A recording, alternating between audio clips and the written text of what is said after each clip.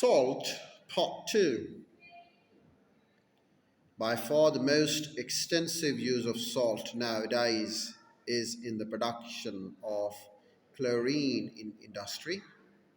Chlorine is a highly effective disinfectant and is an essential component in the manufacture of thousands of products used every day, including plastic, textiles, and paper. Salt is widely used as a cleaning agent for, among other things, stained, stained metal, glassware, carpets, and clothing. And it is softer and cheaper than chemical cleaners. And we should all be on the lookout for non chemical, eco friendly products.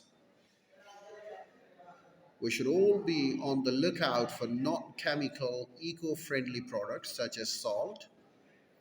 In countries where temperatures can drop below freezing in winter, people rely on salt to keep the roads safe and free of ice. In Scandinavia, approximately 500,000 tons of salt are used annually in de icing. When scattered over frozen highways, it lowers the freezing temperature of ice and therefore melts it. However, we need to listen to the critics who say that salt damages vehicles. These critics say that we should look to alternatives to salt, such as corn and sugar beet products, to de ice our roads.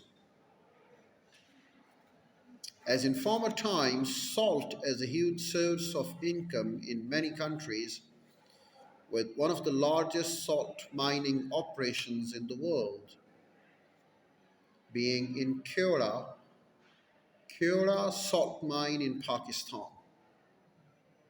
As in former times, salt is a huge source of income in many countries, with one of the largest salt mining operations in the world being the Kura salt mine in Pakistan. The word salt has made its way into many languages. For example, the city of Salzburg takes its name from the German word of salt.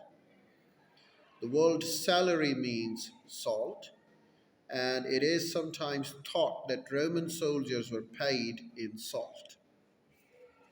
When we talk about the British colony in India, Mahatma Gandhi, the revolutionary from the Indian people who led Salt March, it was against a tax imposed on salt, and Mahatma Gandhi led a campaign and it was called as a Salt March.